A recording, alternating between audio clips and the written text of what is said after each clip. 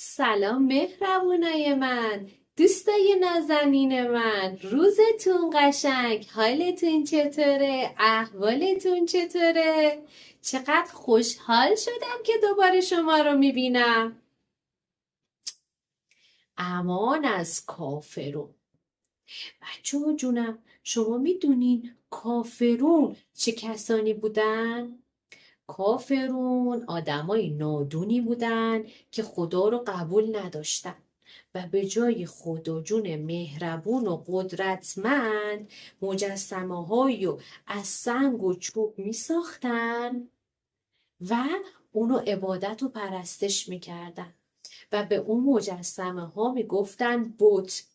اونا می گفتن این بت ها هستن که به ما غذا میدن، آب میدن، روزی میدن. آخه مگه میشه؟ این خیلی معلومه که بت‌ها کاری از دستشون بر نمیاد و هیچ کاری نمیتونن بکنن. داستان ابراهیم بتشکن رو یادتون هست که رفت با تبر همه بت‌ها رو شکست و اونا هیچ کاری نتونستن بکنن، حتی نتونستن از خودشون دفاع کنن.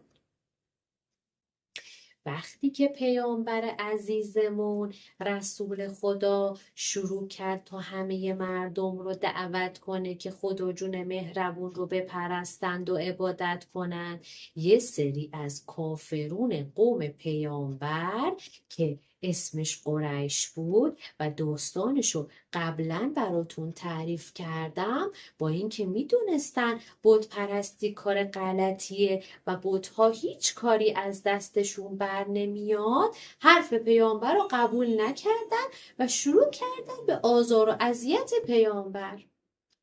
اونا حتی نمیذاشتن که رسول خدا آدمای دیگر رو هم به اسلام و خدا پرستی دعوت کنه.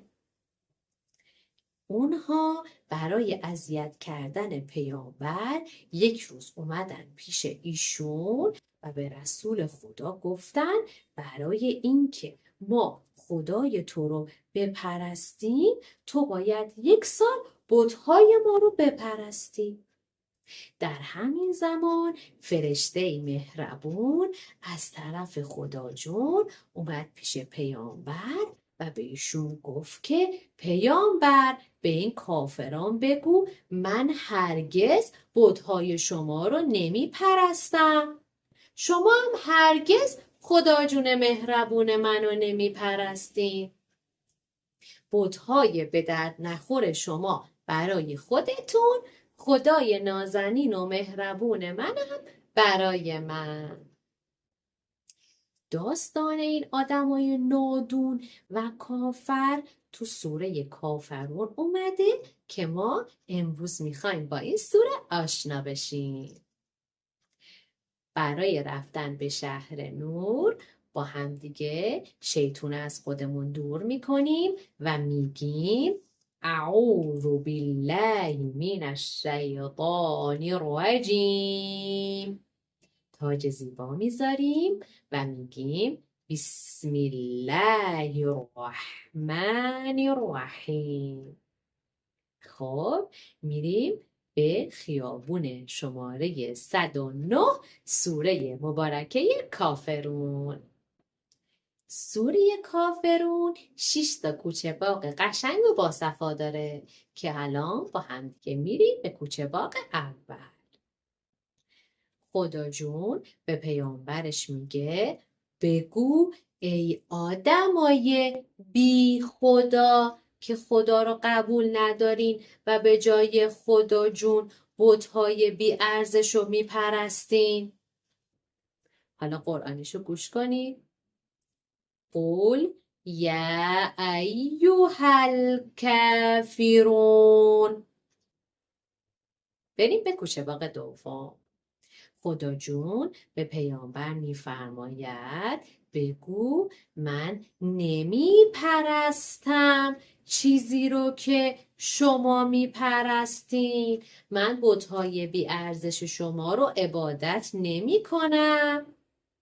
حالا قرآنیش لا اعبد ما تعبدون. بریم به کوچه باغ بعدی. و هرگز شما هم نمی پرستین و عبادت نمی کنین چیزی رو که من می پرستم و عبادت می کنم. شما هم هرگز خدای منو نمی پرستین.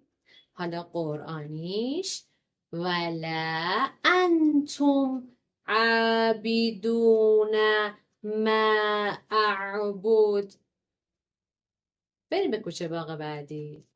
خدا جون به پیامبرش میفرماید که به کافران بگو و هرگز منم نمی پرستم چیزی رو که شما می پرستین. من بت‌های به درد نخور شما رو عبادت و پرستش نمی کنم. حالا قرآنیش ولا انا عابدم ما عبدتم. بریم به کوچه باغ بعدی. گلای نازنین من، کوچه باغ پنجم تکرار کوچه باغ سومه. به خاطر همین من فقط قرآنیشو براتون میگم که خوب یاد بگیرین. ولا انتم عابدون ما اعبد. بریم به کوچه باغ بعدی و کوچه باغ آخر.